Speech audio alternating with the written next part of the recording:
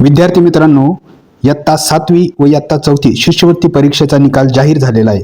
शिष्यवृत्ती परीक्षेचा निकाल मोबाईलवरती साध्या व सोप्या पद्धतीने कसा पाहायचा ते आज आपण या व्हिडिओच्या माध्यमातून समजून घेणार आहोत। यासाठी सर्वप्रथम आपल्याला कोणतंही एक वेब ब्राउझर ओपन करायचं आहे। आपण गुगल सर्च बॉक्समध्ये MSCE हे नाव सर्च करूया।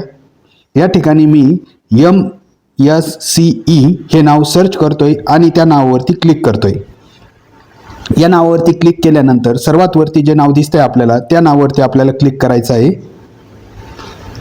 या नावावरती क्लिक केल्यानंतर अशा पद्धतीची स्क्रीन आपल्याला दिसणार आहे। यामध्ये आपल्याला डाव्या बाजूला जे मेनू दिसतोय शिष्यवृत्ती परीक्षा इयत्ता 4थी व इयत्ता 7वी या नावावरती आपल्याला क्लिक करायचं आहे।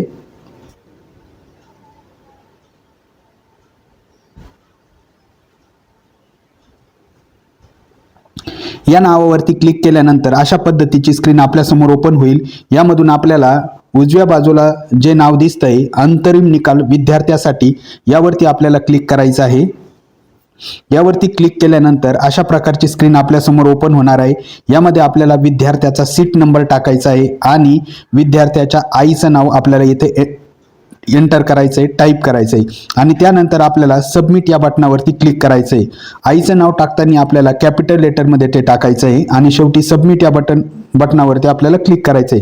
सबमिट या बटनावरती क्लिक केल्यानंतर आपल्या समोर आपल्याला जो आपण सीट नंबर व आईचं नाव एंटर केलेलं आहे त्या विद्यार्थ्याचा निकाल आपल्या समोर असणार आहे। तर अशा पद्धतीने आपण इयत्ता 7वी व इयत्ता 4थी शिष्यवृत्ती परीक्षेचा निकाल पाहू शकतो। व्हिडिओ शेवटपर्यंत बघितल्याबद्दल खूप खूप धन्यवाद।